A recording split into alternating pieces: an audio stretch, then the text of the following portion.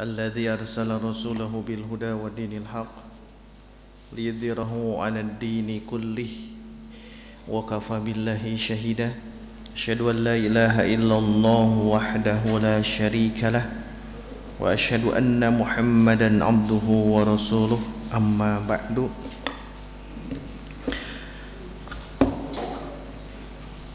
فقال الله تعالى في كتابه الكريم أعوذ بالله من الشيطان الرجيم وقالوا لولا أنزل عليه ملك ولو أنزلنا ملكا لقضي الأمر ثم لا ينظرون ولو جعلناه ملكا لجعلناه رجلا وللبسنا عليهم ما يلبسون. Hadirin ikhwatu iman rahimakumullah.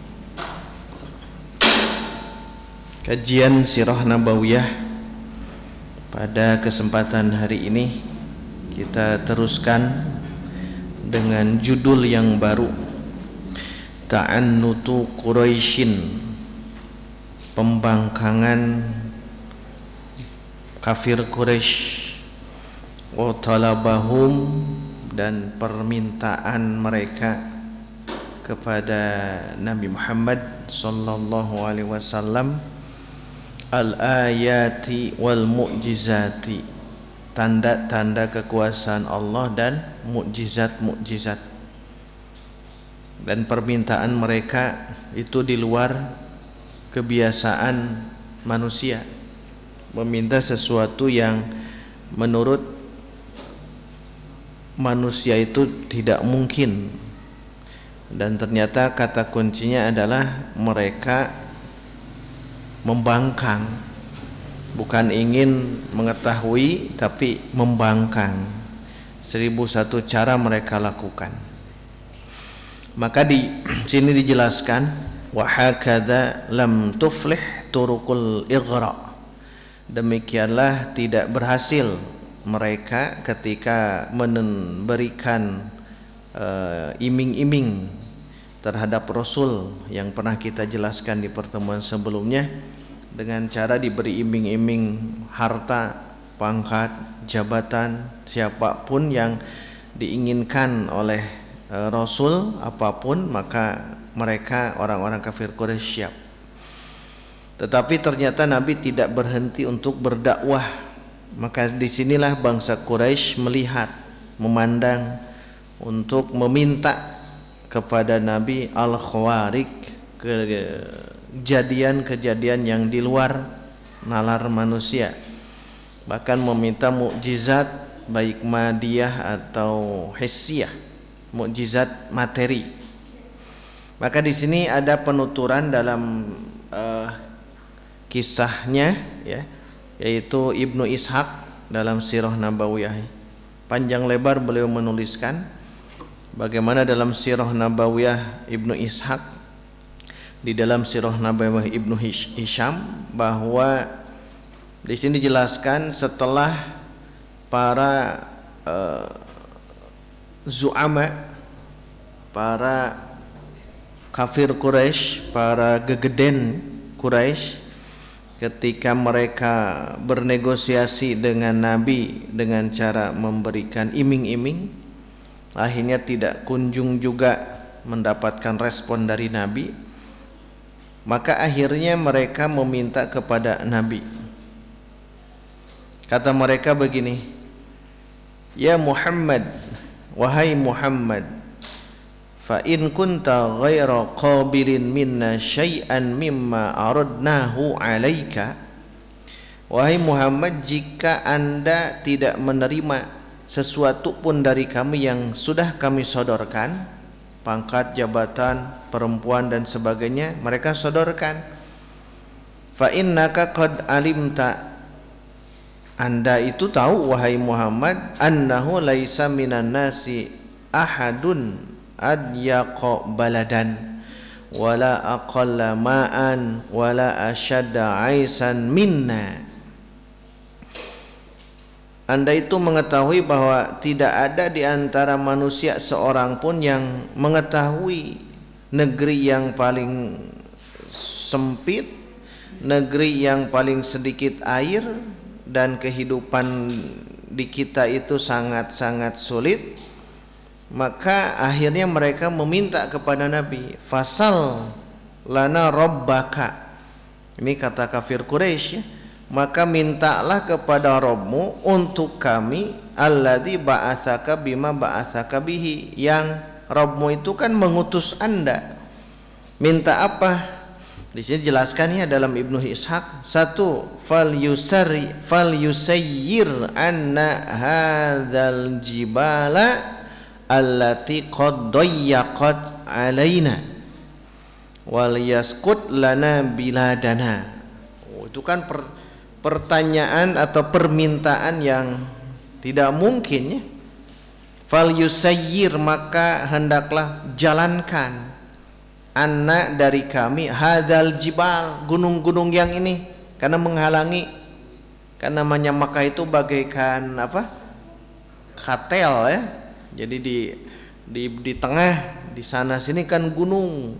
Nah, mereka meminta itu memindahkan gunung. Fal yusayyir alai anna hadhil jibal allati qad dayyaqat alaina, di mana gunung itu mempersempit kami. Wal yabsut, bentangkanlah lana untuk kami biladana, negeri kami. Bukan meminta yang cek orang menyeleneh gitu ya. Jadi meminta agar gunung-gunung ini dipindahkan. Ini permintaan tetap kembali ke judul di atas, ta'annud, pembangkangan. Jadi pembangkangan Quraisy sampai sebegitunya. Diberi omong-omong tidak, diberi iming-iming tidak, diberi amang-amang juga masih kuat kokoh. Nah, maka diberikan negosiasi dengan cara meminta sesuatu yang di luar kemampuan manusia.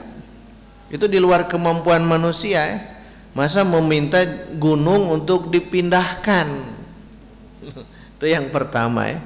Lucu juga gitu. Tapi karena saking pembangkangannya, bedegong mereka kepada Rasul ini luar biasa ya.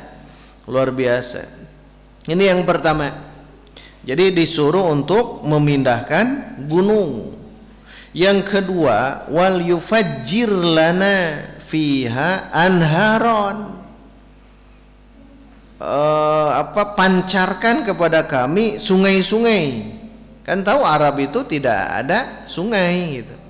Pancarkan untuk kami sungai-sungai ke anhari Syam wal Iraq, seperti sungai-sungai yang ada di negeri Syam dan di Irak.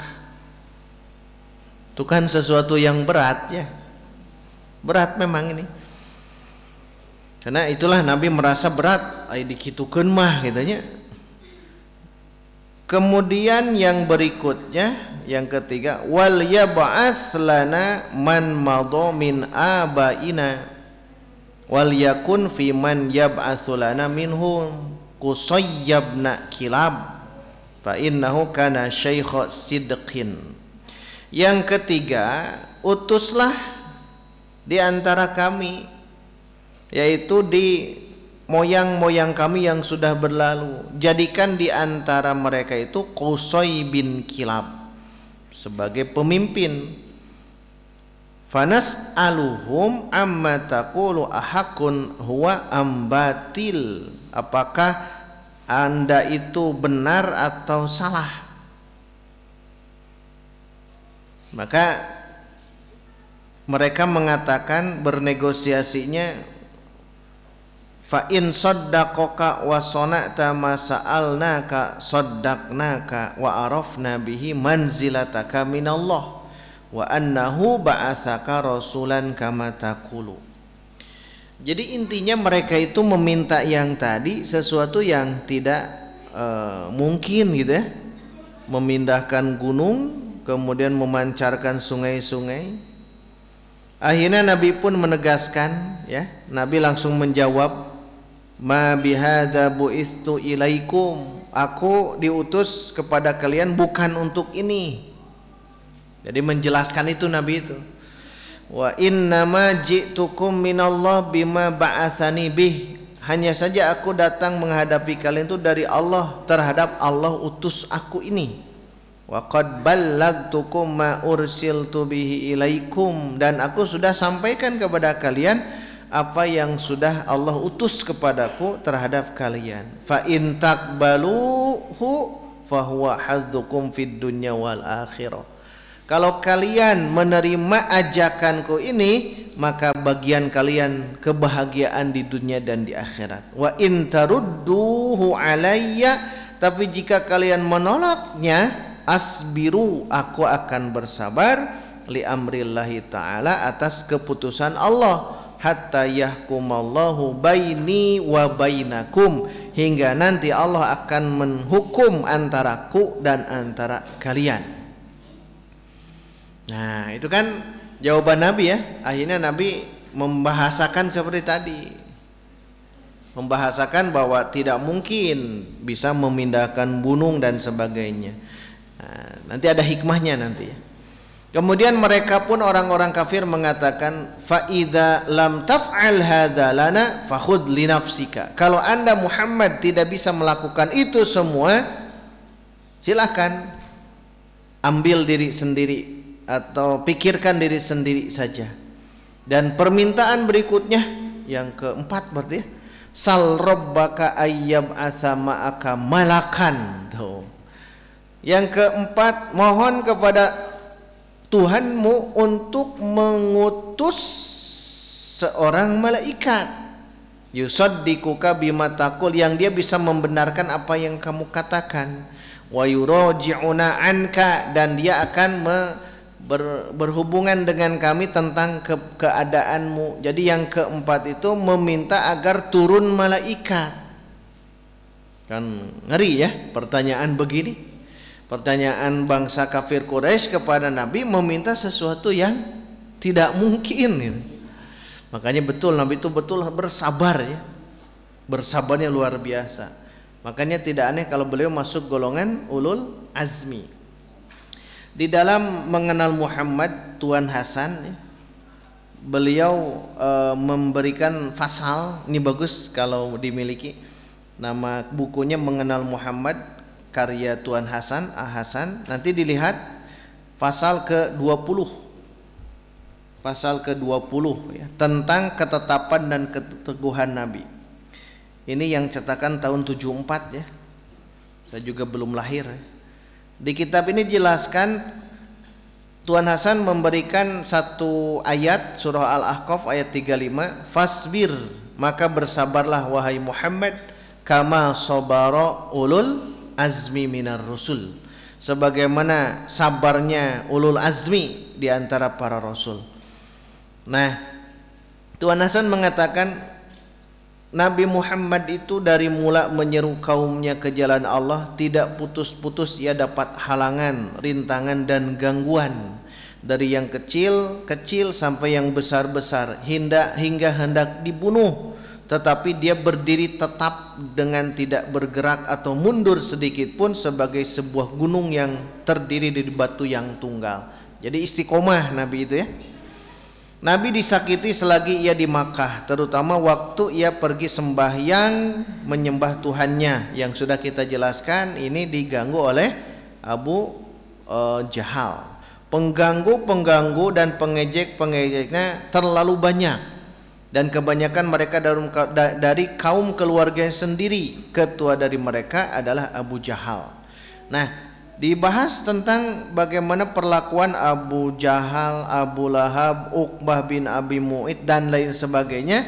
Tapi keteguhan Nabi itu luar biasa, termasuk yang barusan. Ketika ditanya atau diminta sesuatu yang sulit untuk dilaksanakan, tetapi Nabi terusan tetap berdakwah kepada mereka. Bahkan yang kelima, kata mereka ya di sini, wasalhu falyaj'al laka jinanan wa kusuran wa kunuzan min dhahabin wa fiddah. Nah, ini meminta materi. Kalau ini, mintalah kepada Tuhanmu agar menjadikan untukmu jinanan, sungai-sungai, kusuron, istana-istana, kunuzan, perbendaharaan harta-harta, baik itu zahab, emas ataupun perak, yang bisa membuatmu menjadi kaya. Masya Allah ini ya. Jadi permintaan mereka teh luar biasa. Esek gitunya. Mun dipikir-pikir kita menghadapi orang seperti itu terbayang bagaimana kerasnya orang-orang kafir Quraisy saat itu. Tetapi karena fabima rahmatillah lintalahum, karena rahmat dari Allah, Nabi lintalahum, layyin, berdakwah kepada mereka dengan lemah lembut. Andaikan dengan kekerasan, lan faddu min haulik, tentu akan lari orang-orang yang ada di sekitarmu. Tapi Nabi dihadapi saja. Nabi dihadapi dengan kesabaran seperti tadi, fasbir kama sabara ulul azmi minar rusul.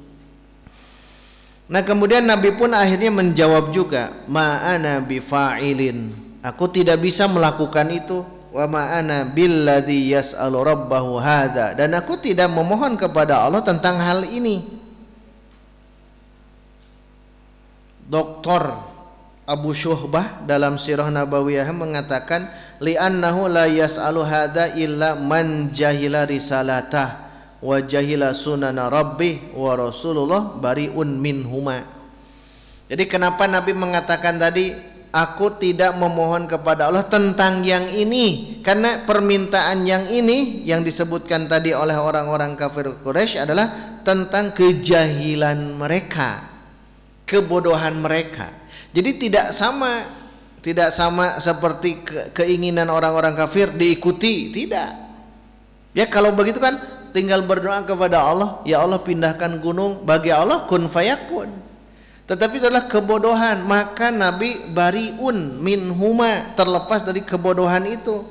Kebodohan-kebodohan di mana meminta sesuatu yang tidak layak. Makanya Rasul mengatakan tadi, aku tidak memohon kepada Allah seperti ini. Wa ma bu'itsu ilaikum bihadza, aku pun diutus oleh Allah bukan seperti ini. Walakinnallah ba'atsani basyiran wa nadhiran. Akan tetapi Allah mengutusku basyiron, sebagai pembawa kabar gembira adanya surga, adanya rahmat Allah Subhanahu wa taala, wa nadhiron, dan adanya ancaman, adanya akhirat, ajaran laknat dan sebagainya.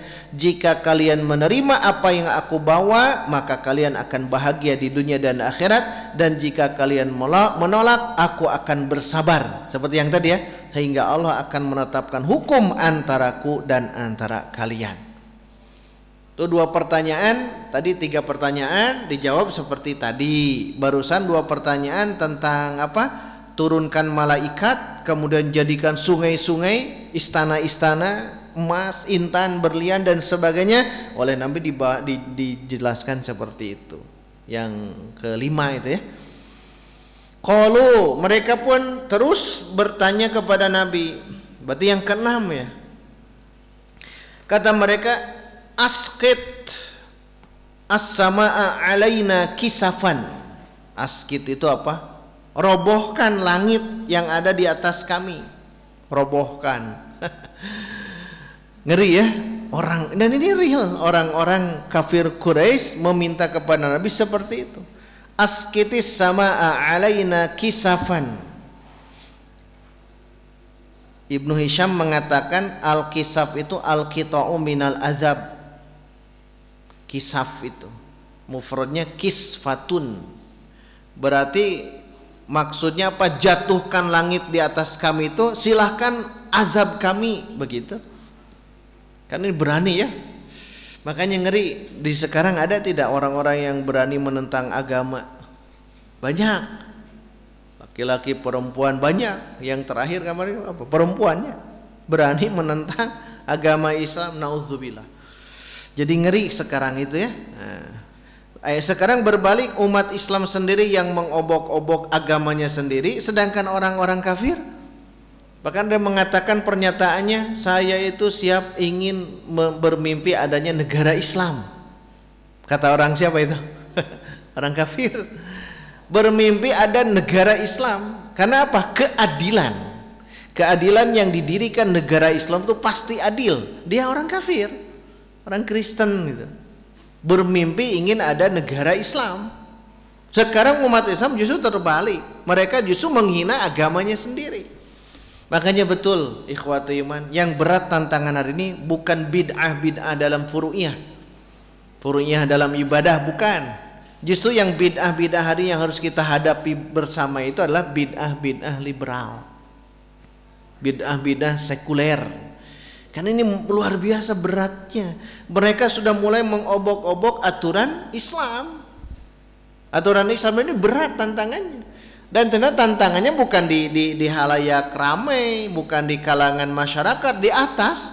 Mereka-mereka yang mengatasnamakan para akademisi, mereka yang mengatasnamakan orang-orang terpandang, terpelajar, bukan orang-orang biasa.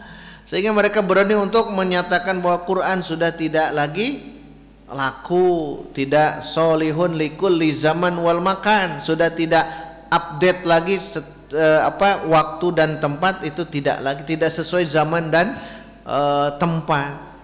Sekarang mereka sudah membuat bagaimana mewacanakan, bukan saja mewacanakan, sudah mulai membuat umat Islam ragu terhadap pedoman Al-Quran dan hadis hari ini. Makanya berat yang itu ya, tantangan. Maka dari sekarang harus betul belajar agama itu harus betul-betul sistematis. Mulai belajar Al-Qur'annya, bacaan yang benar, terus maksimalkan ya, dari mulai tajwidnya, talakinya, terjemahnya, tafsirnya, penelaahannya, tadaburnya, terus maksimalkan yang itu. Nanti belajar hadisnya bagaimana sesuai dengan kaidah-kaidah ulama-ulama terdahulu. Nanti kombinasi Quran dan hadis ini dengan kejadian-kejadian kontemporer hari ini. Karena itu tidak akan pernah lapuk, tidak akan pernah usang Quran itu. Kenapa? Karena Quran itu luar biasa. Tapi sekarang banyak umat Islam yang tidak mau dihukum oleh Quran. Umat Islam sendiri yang begitu banyak mengobok-obok dirinya sendiri, sedangkan orang kafir mengangkat ajaran Islam. Itu terbalik hari ini. Maka na'udzubillah ya, banyak yang PR harus kita maksimalkan untuk generasi di zaman sekarang.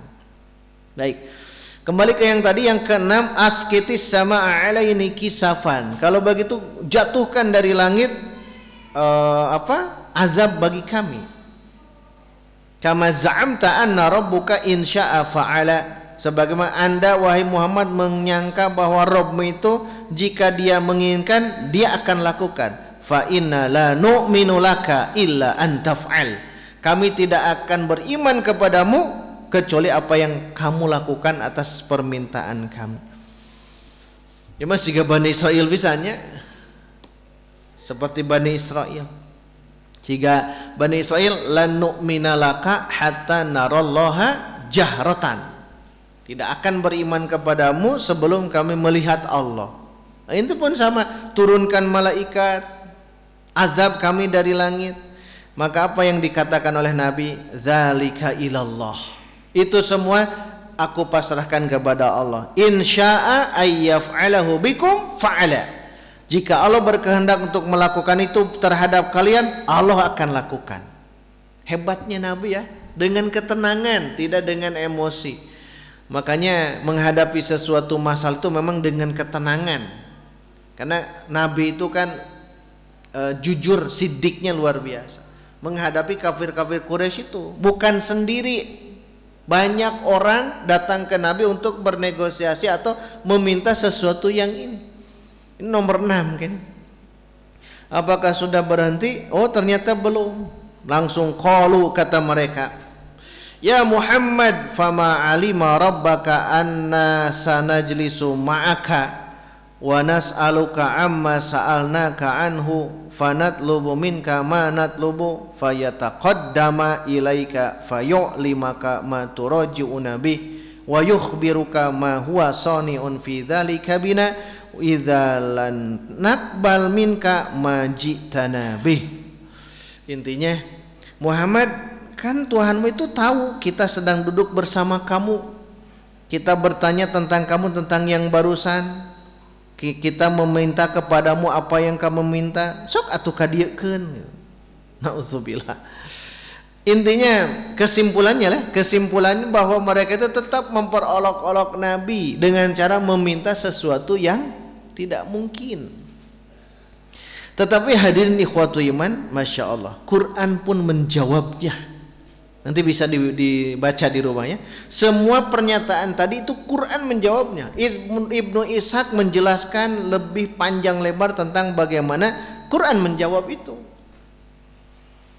Ada perbincangan antara Nabi Rasul kita dengan Abdullah bin Abu Umayyah Al-Makhzumi, orang kafir dia. Tapi dalam sirahnya beliau nanti ketika Fathu Mekah masuk Islam ya. Ini masih dalam periode Makkah. Abdullah bin Abi Umayyah Al-Makhzumi, dia itu putra paman Nabi ya. Dia itu putra paman Nabi, Abdullah bin Abi Umayyah bin Al-Mughirah Al-Makhzumi. Dia itu paman Nabi dari Atikah binti Abdul Muttalib. Karena Abdul Muttalib banyak anaknya 10 plus perempuan. Nah di antara perempuannya namanya Atikah. Nah jadi Abdullah bin Abi Umayyah itu adalah putra bibi Nabi ibaratnya. Bibi Nabi, Atikah itu kan bibinya, punya putra namanya ini Abdullah bin Abi Umayyah bin Al-Mughirah. Tapi masih dalam keadaan musyrik ya, Abdullah bin Abi Umayyah ini. Nah ini bagus perbincangannya. Kata Abdullah bin Umayyah sebelum masuk Islam, ya Muhammad, aradu alaika qaumuka ma aradu falam taqbalhu minhum. Wahai Muhammad, kaummu itu sudah menyodorkan kepadamu negosiasi apa yang mereka sodorkan kepada kamu, tapi kamu tidak mau menerima negosiasi di antara mereka. Kemudian mereka meminta kepadamu tentang perkara-perkara agar mereka tahu bagaimana kedudukanmu di hadapan Allah, tapi kamu tidak melakukannya. Padahal kan permintaan yang di luar kemampuan itu yang itu. Jadi yang pertama menyodorkan sodoran-sodoran negosiasi kepada Nabi tapi Nabi tidak mau menerima. Yang kedua meminta perkara-perkara agar mereka tahu bahwa engkau punya kedudukan di hadapan Allah tapi Nabi tidak melakukan. Yang ketiga sa'aluka an ta'khudha li nafsika. Mereka meminta agar dirimu itu punya kelebihan daripada yang lainnya tapi Anda tidak melakukan. Dan kemudian mereka yang keempat meminta agar disegerakan apa yang mereka takutkan dari azab tapi Anda tidak mau melakukannya. Ya, yang tadi ya, turunkan azab dari langit. Maka kata dia kata siapa? Abdullah bin Abi Umayyah, fa wallahi, demi Allah, la u'minu bika abadan. Bahasanya begitu. Ini masih musyrik. Demi Allah, aku tidak beriman kepadamu selamanya hatta tattakhidha ilas samai sulaman. Sampai kamu wahai Muhammad membuat tangga ke langit. Oh, ayat ini aneh deh ya. Nyun tangga ke langit sama dengan Bani Israel ke Nabi Musa.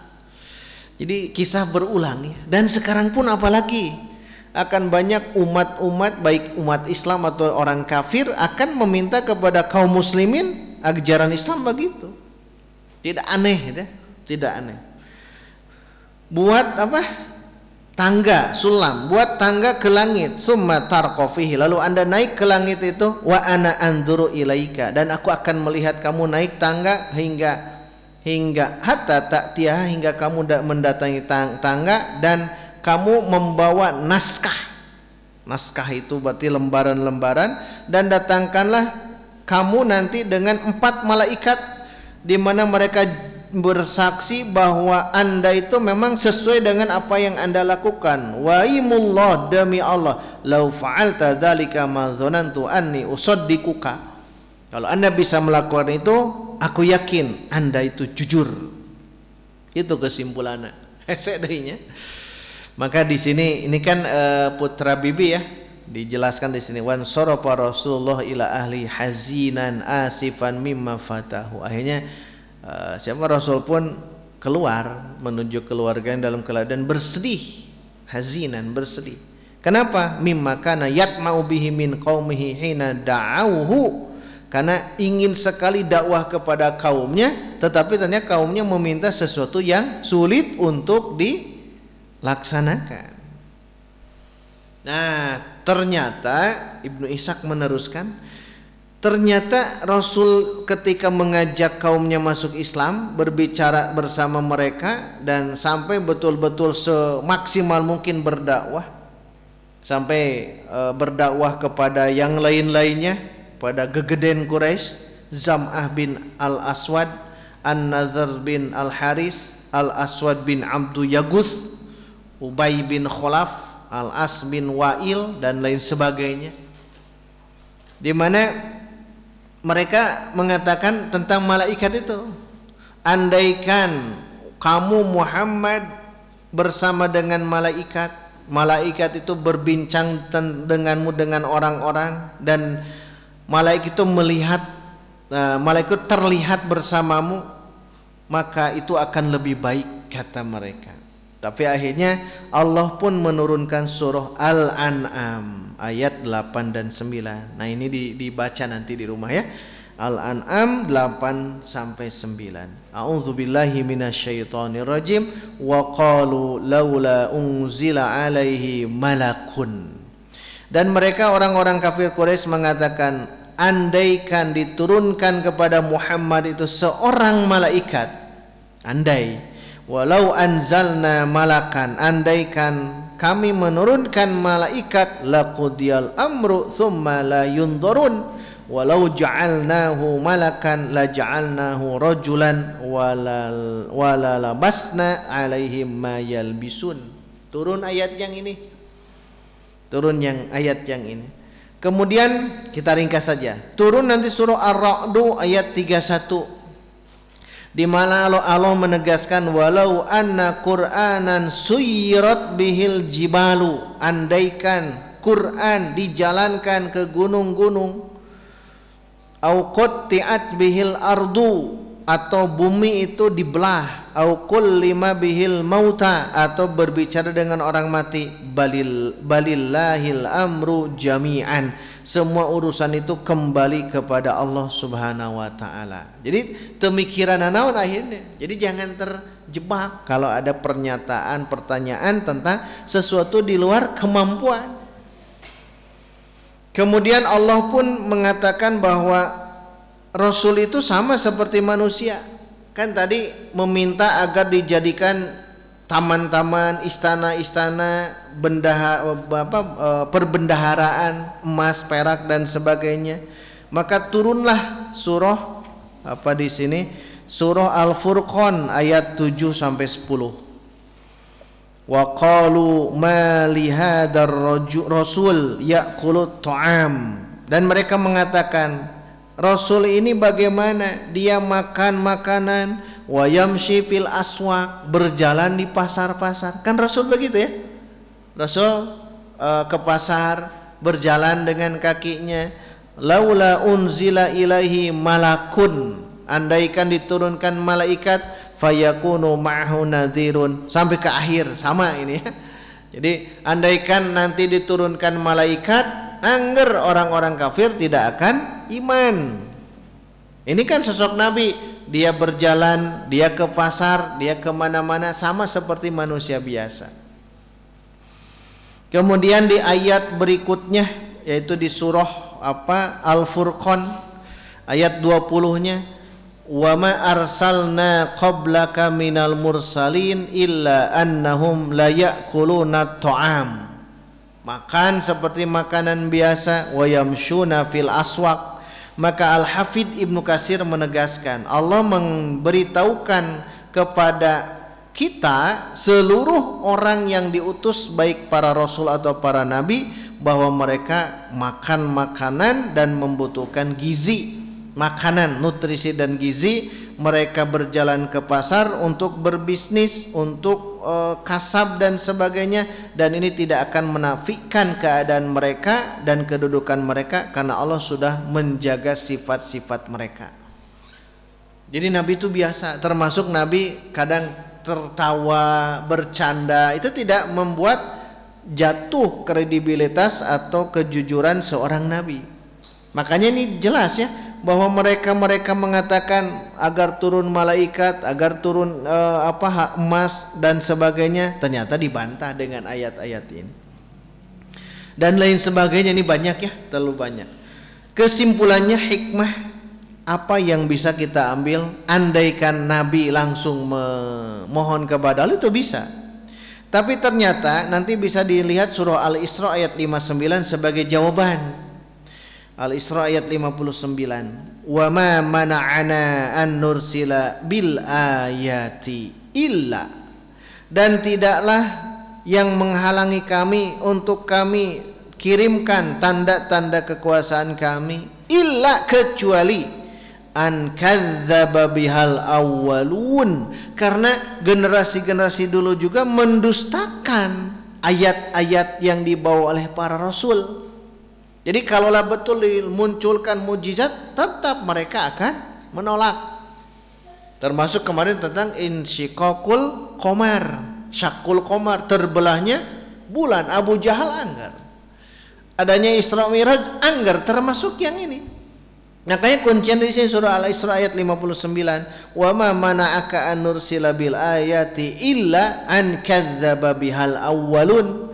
Tidak ada yang menghalangi kami untuk menurunkan tanda-tanda kekuasaan kami, kecuali justru mereka mendustakan. Dan kesabaran Nabi, justru Nabi bersabar. Kenapa? Karena andaikan Nabi langsung mengiyahkan, itu bisa saja Allah menjadikan rata Mekah itu tidak ada gunung, bisa ada sungai-sungai dan sebagainya, tapi kan Rasul tidak. Kenapa? Karena di sini an kadzdzaba bihal awwalun, akan banyak yang mendustakan generasi yang terdahulu. Wa ataina samudan naqata mubsiratan, dan kami dulu mendatangkan dari bangsa Samud itu naqatallahi wa suqyaha, unta yang keluar dari balik batu. Karena ini di Arab yang ini, Nabi Solih yang ini, Samud itu. Jadi Masya Allah, jadi ada hikmah gitu, hikmah. Sehingga nanti Ibnu Katsir menjelaskan walihada iktadatil hikmah ilahiyah. Di sinilah ada hikmah ilahiyah, rahmah rabbaniyah, alla yujabu ila ma sa'alu. Tidak langsung Nabi dijawab apa yang mereka minta. Kenapa? Li'annallaha ta'ala alima annahum la yu'minuna bidzalika, karena Allah Ta'ala tahu bahwa mereka tidak akan beriman segera. Fayu'ajiluhum bil adab, kalau begitu maka akan disegerakan azab. Itu dalam Al-Bidayah wan Nihayah. Ibnu Katsir menjelaskan itu. Kenapa tidak dilangsungkan saja? Justru kalau begitu, ketika nanti banyak mata air di Makkah, tapi mereka membantah, itu akan segera diazab langsung. Tapi Nabi bersabar, sangat paham Nabi itu bagaimana permintaan yang di luar kemampuan manusia. Begitupun Dr. Muhammad Abu Syahbah dalam Sirah Nabawiyah menjelaskan panjang lebar hikmahnya. Intinya tetap hikmah itu karena kesabaran Nabi menghadapi orang-orang kafir Quraisy dalam permintaan sesuatu yang di luar kemampuannya. Terakhir, Quran sebagai mukjizat di antara mukjizat-mukjizat yang terbaik. Ini tambahan saja ya. Karena apa? Kemarin kita jelaskan, bukan mereka tidak faham, bukan mereka tidak mengerti, justru mereka sangat faham. Apa yang dibacakan Nabi, lantunan-lantunan ayat Al-Quran itu merupakan mukjizat. Sampai-sampai Al-Hafidh Ibnu Hajar dalam Fathul Barinya setidaknya menjelaskan ada 8 kemukjizatan Al-Quran. Itu bisa dibaca ya di Fathul Bari, tentang bagaimana Quran itu sebagai mukjizat. Maka menjadi ibroh, pelajaran bagi kita. Tantangan Rasulullah SAW saat itu luar biasa berat, hadirin ikhwatu iman. Beratnya apa? Tantangan dengan cara 1001 cara mereka lakukan. Mulai dari mereka mengatakan Nabi itu seorang tukang sihir, orang gila, orang terkena epilepsi dan lain sebagainya. Na'udzubillah, dari omongan mereka. bahkan dengan mereka siap untuk membunuh Nabi dan lain sebagainya, termasuk para sahabat diintimidasi dan disiksa. Kemudian dengan pernyataan-pernyataan yang tadi meminta sesuatu yang tidak layak untuk diminta. Maka karena beratnya, satu waktu Nabi pun memerintahkan kepada sahabat yang lain untuk hijrah kedua kalinya ke Habsyah, ke Ethiopia. Setelah itu ya, setelah kejadian ini nanti Nabi itu memerintah untuk hijrah kedua kalinya. Kenapa? Karena terus semakin kuat desakan orang-orang kafir Quraisy untuk membunuh Nabi, membunuh para sahabat, dikarenakan hijrah ini adalah hijrah kedua yang harus ditempuh oleh para sahabat di saat itu, termasuk nanti Ammar bin Yasir dan lain sebagainya. Kita akan tahu bagaimana hijrah ke Habsyah untuk kedua kalinya.